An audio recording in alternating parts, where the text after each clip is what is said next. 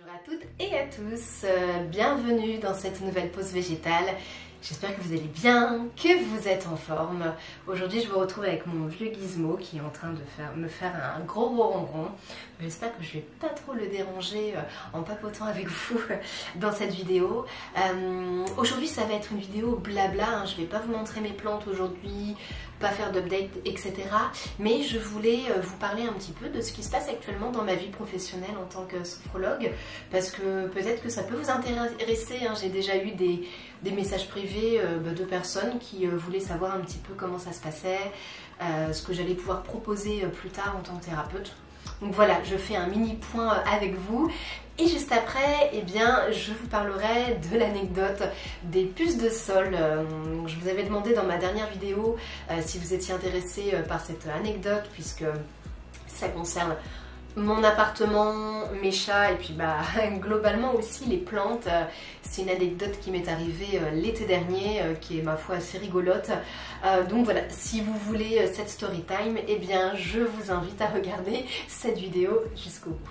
J'aime bien aussi faire ce genre de vidéo où je suis un petit peu dans mon canapé, posée avec mon chat. Je trouve que c'est agréable. Je sais que c'est des vidéos qui sont très peu vues, donc je sais pas du coup si vous êtes friand de ce genre de vidéos, mais je trouve aussi que c'est un format qui change un petit peu sur la chaîne, et je trouve ça très sympa d'échanger avec vous à cœur ouvert de ce qui se passe un petit peu dans ma vie professionnelle. Où est-ce que j'en suis actuellement, puisque de toute façon ça impacte forcément ce qui se passe sur la chaîne YouTube, puisque je fais pas mal de choses. Et bien actuellement je suis toujours en poste donc à l'Institut de beauté où je travaille à Paris, donc en CDI en 35 heures, donc je suis toujours salariée et je suis actuellement parallèlement en train de créer ma future entreprise, puisque je souhaite être à mon compte, donc en profession libérale, en tant que sophrologue, en tant que thérapeute.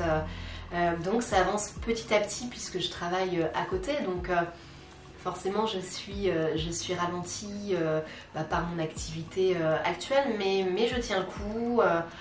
C'est pour ça que parfois j'ai pas le temps et l'énergie de tourner des vidéos YouTube, mais voilà, j'arrive quand même à faire ces trois activités qui sont chronophages et qui me demandent beaucoup d'énergie. Actuellement, je suis ravie de vous annoncer que le site internet est en train d'être créé.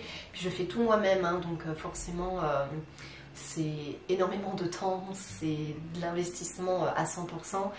Et à la fois c'est passionnant. Mon activité de sophrologue se fera en visioconférence et dans mon futur cabinet. J'ai vraiment hâte de pouvoir commencer. Et c'est pour ça que ça me tenait aussi à cœur de vous en parler, parce que peut-être que vous serez concerné par cette problématique, même si en tant que sophrologue, je vais pouvoir travailler de manière globale sur tout un tas de problématiques que mes patients pourront rencontrer. Mais moi je souhaite vraiment m'orienter vers une spécialité qui est d'aider les personnes qui vivent une relation toxique. Moi je vais aider en fait ces personnes à s'en libérer. Ce sera vraiment mon expertise principale, même si je vais pouvoir aider des personnes sur plein d'autres choses. Mais voilà, concrètement j'aimerais aider ces personnes qui vivent une relation d'emprise ou qui ont vécu une relation d'emprise et qui n'arrivent pas à aller mieux, qui n'arrivent pas à avancer, qui se sentent bloqués, pardon. Et avec la sophrologie, je vais pouvoir les aider à vaincre l'anxiété, à éliminer toutes les tensions, à être plus relaxé, à être plus positif, et puis à retrouver confiance en soi, surtout parce que la confiance en soi, je trouve que c'est vraiment une problématique que énormément de gens rencontrent, et je pense que c'est vraiment important de travailler là-dessus. Je travaille sur tout ça en ce moment. J'ai créé mon Facebook professionnel, mon LinkedIn professionnel également. Je vais pas mal communiquer sur ce sujet des relations toxiques qui me tient particulièrement à cœur. J'hésite même, pour tout vous dire, à faire une chaîne YouTube sur ce sujet-là, mais voilà, je sais pas si ce serait intéressant, parce qu'il existe déjà beaucoup de chaînes YouTube qui parlent de ce sujet-là et qui en parle très très bien d'ailleurs. Hein. C'est hyper intéressant le sujet des relations toxiques. Donc je sais pas trop en fait si je me lance là-dessus. Et puis parallèlement à ce métier de sophrologue, je continuerai mon métier d'esthéticienne vraiment en tant que masseuse. Je vais vraiment m'orienter vers ce que j'adore, c'est-à-dire tout ce qui est massage, soins visage, tout ce qui est relaxation, bien-être, un petit peu de minceur aussi parce que ça rentre aussi dans le bien-être et ça ce sera pour les personnes qui seront bien évidemment géographiquement pas très très loin de moi. Ça me tient énormément à cœur et je tenais un petit peu à vous partager cette partie de moi puisque vraiment à fond là-dedans en ce moment. C'est pour ça d'ailleurs que je néglige un petit peu mes plantes en ce moment. C'est vraiment pas facile hein, de tout faire. Mais je tiens bon, je vais y arriver. Et si vous aussi vous avez des projets, vraiment je vous invite à garder le cap, rester focus et vous allez y arriver. Vous allez y arriver, j'en suis sûre. Allez, maintenant je passe à la partie story time anecdote sur cette fameuse histoire de puce au sol. Je pense que ça peut vous faire rire. Alors moi sur le coup je vous préviens, ça m'a pas du tout fait rire. Mais que voulez-vous, c'est comme ça en tout cas maintenant j'en rigole bien. Mais oh, mon dieu, mais quelle galère hein. Donc c'est un problème qui m'est arrivé l'année dernière, donc à la fin de l'été 2023. Où j'ai pu m'accorder, je crois, 2 semaines de vacances. Je suis partie et du coup j'avais une amie qui venait voir mes animaux tous les jours.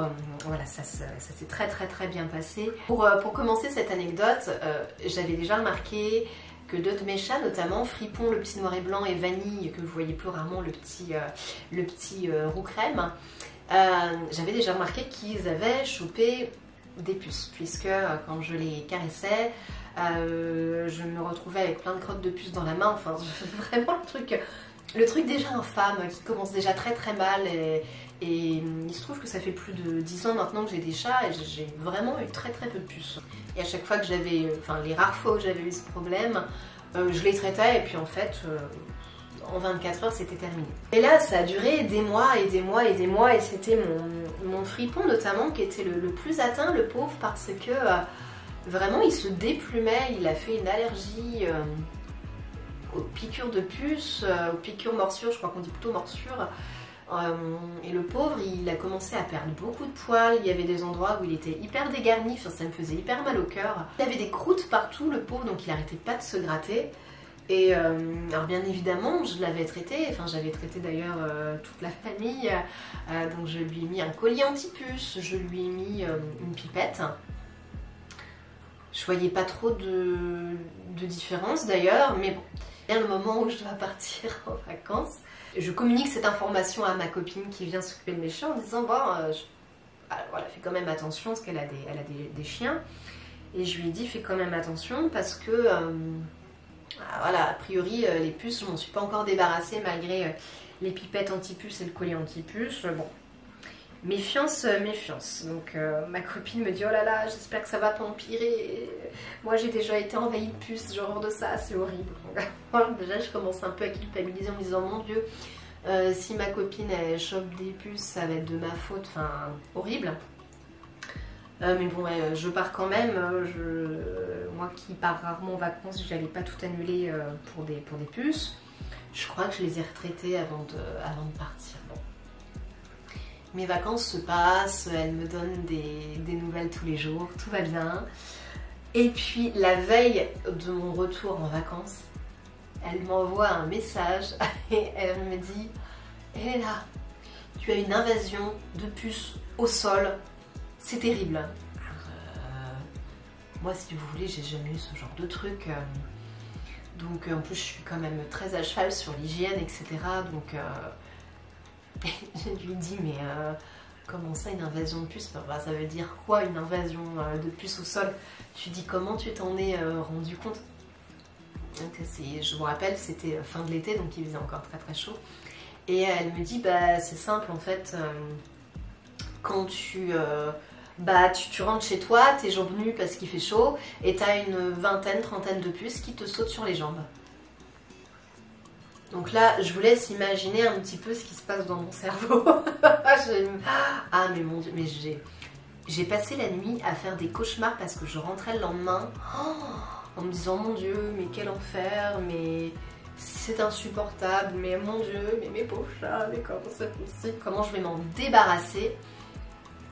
Le lendemain, avant de prendre mon train, je vais donc chez un vétérinaire random à l'endroit où je loge pour essayer d'acheter des produits anti-puces, mais alors je ne sais plus pourquoi, mais la dame n'a pas voulu m'en vendre parce que j'étais pas cliente chez eux, enfin je sais plus trop pourquoi. Donc je me dis bon, alors il va falloir du coup que j'aille chez mon veto en rentrant, enfin bon bref, ça m'arrangeait pas du tout. Je fais le trajet en train, je rentre chez moi, je dis bonjour à mes petits chats et là effectivement plein de puces qui me sautent sur les jambes. Ah, c'est une sensation très particulière, hyper désagréable. Alors les chats ravis que je rentre évidemment, mais bon, je me suis dit les pauvres, ils sont là-dedans depuis je sais pas combien de temps, c'est horrible. Vous allez peut-être vous demander depuis tout à l'heure, puisque je blablate beaucoup, quel est le rapport avec mes plantes, hein. Parce qu'a priori les plantes, les puces ne s'attaquent pas aux plantes, hein, on est bien d'accord. Il se trouve que j'ai pris la décision en fait de frapper un grand coup, puisque je me suis dit non, je vais pas passer encore des mois à vivre avec les puces, surtout si là c'est l'invasion. Je veux, si vous voulez, l'opération radicale qui va éliminer absolument tout le monde. Donc je suis allée chez mon vétérinaire et je lui ai dit voilà, j'ai une invasion en rentrant de vacances, il est hors de question que ça reste comme ça plus longtemps. Donnez-moi un fumigène qui va éradiquer tout ce monde-là, tout ce bordel. Donc voilà, en fait, le rapport avec les plantes, c'est que j'ai opté pour un fumigène. J'ai opté pour des pipettes donc anti-nuisibles pour tous mes chats, donc les 4 chats. Des trucs vétos qui m'ont coûté une blinde, mais au moins je me suis dit que ce serait radical, là ça fonctionnera, parce que les pipettes que j'avais mis avant, les mois auparavant, c'était pas des pipettes de chez le vétérinaire. Ah bah je peux vous assurer que comme je les ai payées beaucoup moins cher, bah, ça marche beaucoup moins bien. Malheureusement parfois la qualité ça se paye quand même, hein, visiblement, hein. Donc je reviens avec mes pipettes, avec mon fumigène pour mes 40 mètres carrés.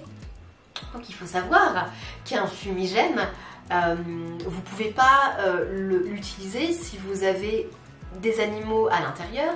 Vous-même, vous devez partir de votre logement. Si vous avez un aquarium, je crois qu'il faut le recouvrir, quelque chose comme ça. Bon, moi, j'ai pas d'aquarium.